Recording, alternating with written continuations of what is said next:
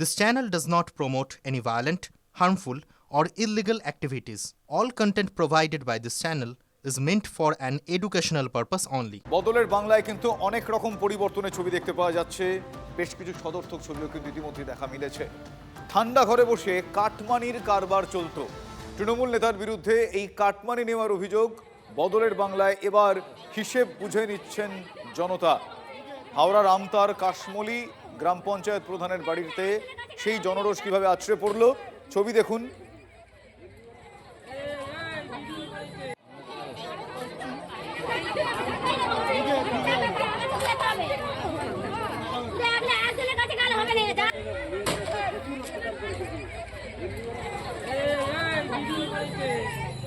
এই মুহূর্তে যে বাড়িটি দেখছেন হাওড়ার আমতার কাশমারি গ্রাম পঞ্চায়েতের প্রধান, তার বাড়ি। আর যাদের দেখছেন, যাদের ক্ষোভ সে বাড়িতে আছড়ে পড়ছে, তৃণমূলের পঞ্চায়েত প্রধান, তার পাকা বাড়ি, আর যাদের মাথায় পাকা ছাদ নেই তাদের সরকারি ঘর পাইয়ে দেওয়ার কথা বলে লাখ লাখ টাকা কাটমানি আদায়। অভিযোগ এমনটা। আমার সহকর্মী সুব্রত এই মুহূর্তে আমার সঙ্গে রয়েছেন টেলিফোন লাইনে। সুব্রত, আমরা এই ছবি দেখাচ্ছি দর্শকদের যে কিভাবে দিনের পর দিন সাধারণ মানুষ তাদের হিসেব বুঝে নিচ্ছেন, কারণ তাদেরকে ভুল বুঝিয়ে তাদের কাছ থেকে টাকা নিয়ে টাকা আত্মসাৎ করে এইভাবে এরকম পাকা বাড়ি উঠেছে। যে ছবি আমরা দেখাচ্ছি, কি অভিযোগ তাদের এখনো পর্যন্ত এই বদলের বাংলায়, তাদের অভিযোগ, তাদের এই রোষ, জনরোষ কর্ণপাত করেছে সরকার। দেখো শুভজিৎ, একেবারেই তোমাকে বলে রাখবো, তাদেরকে ভুল বুঝিয়ে না, তাদেরকে লুট করা হয়েছে। এলাকার মানুষকে, আমতার ওই কাশমুলি গ্রামের মানুষকে লুট করেছে এই প্রাক্তন পঞ্চায়েত প্রধান এবং বর্তমান পঞ্চায়েত প্রধান তার স্ত্রী, দুজন মিলে। শুধু 1-2 বছর না, বিগত 10-12 বছর ধরে তাদেরকে শোষণ করা হয়েছে। তাদের কি নাম তাদের বলা যায়? একেবারে দেখো, পঞ্চায়েত প্রধান তরুণ দোলই বিগত 10 বছরের পঞ্চায়েত প্রধান ছিল এবং পাশাপাশি এলাকার দাপুটে তৃণমূল নেতা, এবং পাশাপাশি তৃণমূলেরই দাপুটে নেত্রী তার স্ত্রী অঞ্জলি দোলই, তিনি কিন্তু বর্তমান পঞ্চায়েত প্রধান। এবং এলাকার মানুষের দীর্ঘদিনের অভিযোগ, তাদের প্রাপ্য জব কার্ড, সেই জব কার্ডের নিয়ে তাদেরকে হেনস্থা করা হয়, তাদেরকে হুমকি দেওয়া হয়। তারা তাদের বারংবার তাদের প্রাপ্য চাইতে গেলে তাদেরকে হুমকি দেখানো হয় এবং তারা প্রশাসনের উচ্চ স্তরেও জানালে সেই ব্যাপারে কর্ণপাত করা হয় না। পাশাপাশি আবাস যোজনার যে টাকা, সেই টাকার প্রথম যে কিস্তি 20,000 টাকা, প্রচুর মানুষের সেই টাকা, প্রায় লক্ষ লক্ষ টাকা তারা কিন্তু আত্মসাৎ করে এবং বারংবার তারা যখন সেই দাবি তারা নিয়ে যান নানা সমাজে নানা স্তরে, সেখানে কিন্তু তাদের কোনো কথাই শোনা হয়নি। ফলে দীর্ঘদিন একটা ভয় দেখিয়ে মানুষকে অত্যাচার করে শোষণ করা হয়েছে এবং তারই বহিঃপ্রকাশ আজকে রাজ্যে যখন পালাবদল হয়েছে, তারপরে মানুষ কিন্তু স্বতঃস্ফূর্তভাবে তাদের অধিকার বুঝে নিতে আজকে সেই পঞ্চায়েত প্রধানের বাড়ি গিয়েছিলেন এবং আজকেও তাদেরকে ভয় দেখানো হয়েছিল। তারা এই যে অভিযোগ, যে জনরোষ আমি দেখছি, যে ক্ষোভের বহিঃপ্রকাশ আমরা দেখছি, দিনের পর দিন এই রাগ তো পুঞ্জীভূত হয়েছে। যে কারণে প্রশ্নটা করছি, বদলের সরকার আসার পর মানুষের কথা শোনা হচ্ছে, ভয় নয় ভরসার আবহ দেওয়া হচ্ছে সেখানে। তারা কি সরকার বদলের পর সংশ্লিষ্ট জায়গায় জানিয়েছিলেন এখনো পর্যন্ত, নাকি তাদের ক্ষোভের বহিঃপ্রকাশ এভাবেই ঘটেছে? দেখো, তারা আজকে তাদের প্রাপ্য আনতে গিয়েছিলেন, জানতে গিয়েছিলেন কোথায় গেলে তারা এর সুরাহা পাবে, কিন্তু সেখানে আজকেও তাদের ভয় দেখানো হয় এবং তারই বহিঃপ্রকাশ আজকে হয়। পরবর্তীকালে যেটা জানা যাচ্ছে, গ্রামবাসীরা যেটা জানাচ্ছেন যে তারা নতুন সরকারের কাছে আবেদন জানাবেন যে তাদের যে টাকা দিনের পর দিন লুট হয়েছে, সেই টাকা যেন তারা ফেরত পায় এবং সরাসরি সেই সব দপ্তরেই তারা আবেদন জানাবেন বলে জানা যাচ্ছে। শুভজিৎ, বেশ, সুব্রত সঙ্গে থাকো। তুমি যেই গ্রামবাসীদের কথা বললে এইমাত্র, তারা কি করছেন আমরা তো দেখি, কিন্তু তারা কি বলেছেন আমি একবার শোনাবো, একবার পিসিআরকে বলবো একবার শোনাতে গ্রামবাসীদের বক্তব্য কি। সেইখানটা কেমন, আমার ঘরে যে হুমকি দিয়েছে, পুলিশ নিয়ে যে হুমকি দিয়েছে, প্রধান নিজে হুমকি দিয়েছে। কেন, কিসের জন্য? কিসের জন্য আমাকে বলছে তুমি নেবে আসো, তোমাকে ভোটে তুলবো। কি আমাকে এই যে এর মেয়েটা যখন নষ্ট হয়ে যায়, মেয়েরা করে, এখন আমি একটু প্রতিবাদ করেছি বলে আমার ঘরে যে প্রধান যে হুমকি দিয়েছে। তাহলে প্রধানের চেলারা এই টাকা দিলে টাকা নিয়ে নিচ্ছে, ঘরের টাকা নিয়ে নিচ্ছে, জব কার্ডের টাকা আমরা কাজ করবো আমাদের না ঢুকিয়ে আমরা ঢুকিয়ে দিচ্ছে, ওরা নিয়ে নিচ্ছে। কেন নেবে? কেন? আমরা যদি 5টা কাজ করি, উনিরা 10টা কাজের টাকা ওরা নিয়ে নিচ্ছে, আমাদের টাকা দিচ্ছে না। যার জন্য কি আজকে আজ জন্য ওই জন্য আমরা প্রধানের ঘর ভাঙচুর করতে এসেছি। বলেছে অঞ্চলে বই আছে, অঞ্চলে গেছি, অঞ্চল থেকে তাড়ি দিয়েছে, বলছে প্রধানের ঘর থেকে না বই নিয়ে এলে আমরা অঞ্চলে ঢুকতে দেবো নি, আমাদেরকে অঞ্চল থেকে ফেরত দিয়েছে। তারপরে ঘর ফেরে এই প্রধানের ঘর, ওই প্রধান বলছে যে বই পরে দিয়ে দিব, প্রধান আর বই আমাদেরকে দিচ্ছেন না।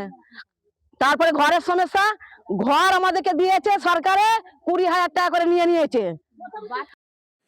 20,000 টাকা করে নিয়েছে, শুনলেন তাদের মুখ থেকেই। এরপর দিনের পর দিন তারা দেখেছেন, কিন্তু সরকার বদলে যাওয়ার পর তারা আর ভয়ে কুঁকড়ে থাকেননি, তারা এক প্রকার ডেসপারেট হয়ে উঠেছেন। সেই ছবি আমরা দেখাচ্ছি। তারা নিজেরাই সেই পঞ্চায়েত প্রধানের বাড়ি ভাঙচুর করেছেন। যদিও আমার সহকর্মী কিছুক্ষণ আগেই বলছিলেন যে তারা সংশ্লিষ্ট জায়গায় গিয়েছিলেন, সেখান থেকেও তাদেরকে খুব একটা কিছু সুরাহা তাদের সমাধানের কেউ করতে পারেননি। অগত্যা তারা নিজেরাই এভাবে তাদের ক্ষোভের বহিঃপ্রকাশ দেখান। এখনো পর্যন্ত প্রশাসনের তরফ থেকে কোনো ব্যবস্থা গৃহীত হয়েছে কিনা আপডেট নেই এখনো পর্যন্ত। আমরা সেই খবর নেওয়ার চেষ্টা করছি। আমার সহকর্মী সুব্রত রয়েছেন, কিন্তু এই মুহূর্তে আপনাদের রাহুল সিনহার বক্তব্য শোনাবো। আমরা কথা বলেছিলাম বিজেপি নেতা রাহুল সিনহার সঙ্গে, কি বলেছেন তিনি, আমি পিসিআরকে বলবো একবার শোনাতে। আজকে দেখুন, এতদিন ধরে এরা মুখ বুজে সব সহ্য করে এসছে, তার কারণ নইলেই মস্তানরা তাদেরকে বেঘর করে দেবে, তাদের উপর অত্যাচার হবে, খুন তাদের পর্যন্ত হতে হবে, যে কারণে মানুষ মুখ খুলতে পারেনি। এই জন্য এক দ্বিতীয় স্বাধীনতা হয়েছে পশ্চিম বাংলায়। এবার মানুষ বলছে এবার চোরদের থেকে সেই পয়সা আদায়ের পালা, অতএব বাড়ি গাড়ি বিক্রি করে হলেও মানুষের পয়সা, উন্নয়নের পয়সা চোরেদের কাছ থেকে উসুল করা হবে, আর জেলখানায় সেটা জেলে যাবে। আপনারা শুনলেন বিজেপির রাজ্যসভার সাংসদ রাহুল সিনহা। তিনি কিন্তু বললেন যে যেটা কিছুক্ষণ আগেও আমরা বলছিলাম, যে আমরা যেটা তারাও বলছিলেন যে এতদিন ধরে একটা ভয়ের আবহ ছিল। কিছু বলতে গেলে তাদেরকে হুমকি দেওয়া হতো, শাসানি দেওয়া হতো। সরকার বদলের পর তারা কিছুটা হলেও ভরসা পেয়েছেন, যদিও আইন এভাবে হাতে তারা নিয়েছেন সেটা খুব একটা সমর্থনযোগ্য নয়, কিন্তু তারা যে সমস্যার কথা বলছেন সেটা সত্যিই খুব সেন্সিটিভ, সংবেদনশীল। আমি আরও একবার যাব আমার সহকর্মী সুব্রতর কাছে। সুব্রত, এখনো পর্যন্ত তাদের সঙ্গে কেউ যোগাযোগ করেছেন, বা যেই বাড়িতে ভাঙচুর চালানো হচ্ছে পঞ্চায়েত প্রধানের বাড়ি, তারা কি বাড়িতে আছেন, বা তাদের সঙ্গে কোনো রকমভাবে টেলিফোনে বা কোনো রকমভাবে যোগাযোগ করা গিয়েছে? দেখো, একেবারেই যাদের বিরুদ্ধে অভিযোগ, সেই পঞ্চায়েত প্রধান, প্রাক্তন পঞ্চায়েত প্রধান এবং বর্তমান পঞ্চায়েত প্রধান, স্বামী স্ত্রী দুজনেই কিন্তু এলাকার ছাড়া রয়েছে, এলাকা থেকে পালিয়ে গিয়েছে এমনটাই জানা যাচ্ছে। তাদের সঙ্গে যোগাযোগ করার চেষ্টা চালাচ্ছি আমরা, কিন্তু পাশাপাশি তোমাকে জানিয়ে রাখবো, মানুষ দীর্ঘদিন ধরে এখানে তারা বঞ্চিত হয়েছে, তাদের ন্যায্য প্রাপ্য অধিকার থেকে বঞ্চিত হয়েছে।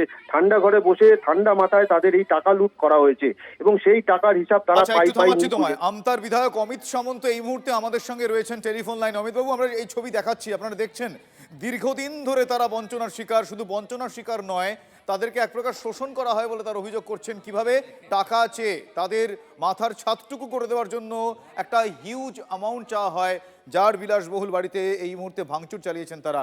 আমি আপনার প্রাথমিক প্রতিক্রিয়া জানতে চাইবো, কি বলবেন এবং কি করবেন?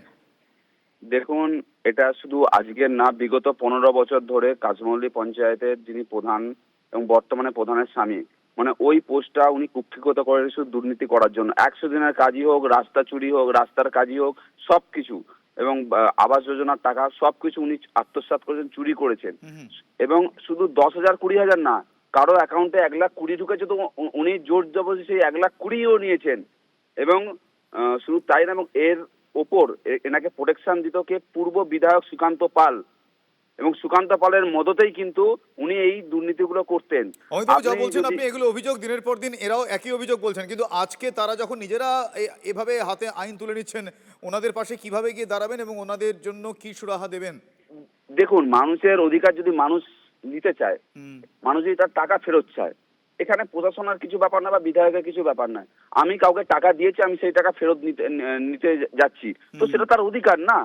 সে যদি টাকা ফেরত না দেয় তো তার দায়িত্ব তো মানে প্রশাসন নিতে পারে না। আমি কাউকে টাকা দিলাম, আমার থেকে জোর করে টাকা কেউ আত্মসাৎ করেছে, তো আমি সুযোগ পেলে সেই টাকা আমি নেব না, তো এটা তো হতে পারে না আজকের দিনে। তো সেই জিনিসই হয়েছে, এবং গ্রামবাসী বা যারা এটা করেছেন ন্যায়সঙ্গত, আমি গ্রামবাসীদের সঙ্গে কথা হয়েছে এবং আমি তাদেরকে বলেছি আপনারা থানায় অভিযোগ জানান, আমরা এর বিরুদ্ধে অভিযোগ জানাবো, এবং যাতে গ্রামবাসীরা ন্যায্য বিচার পায় তার মানে সেটা আমরা দেখব। কারণ এইভাবে জনগণের টাকা আত্মসাৎ করে টাকা মেরে কেউ কোনোদিনও বড় হতে পারেনি। তাকে জেলের ভাত খাওয়াবো, এটা মানুষের রায় মেনে আমরা তাকে জেলে পাঠাবো, এটাই হচ্ছে আমাদের মূল উদ্দেশ্য। অনেক ধন্যবাদ এটুকু আশ্বাস দেওয়ার জন্য। এই মুহূর্তে TV9 বাংলার মাধ্যমে যারা জানলেন এবং যারা যারা ওখানে রয়েছেন, আমার ধারণা তাদের আত্মীয় স্বজন এই মুহূর্তে TV9 বাংলায় আপনার এই বক্তব্য। অমিত সামন্ত আমতার বিধায়ক, তিনি বলছেন যে আজকে যারা যারা আজকে এই ঘটনা ঘটাতে বাধ্য হয়েছেন, কারণ তারা তাদের টাকা আত্মসাৎ করেছে, যারা তাদের কাছে গিয়ে এই মুহূর্তে তারা বিহিত চাইছেন, তাদের পাশে বিজেপি বিধায়ক এবং প্রশাসন দাঁড়াবে।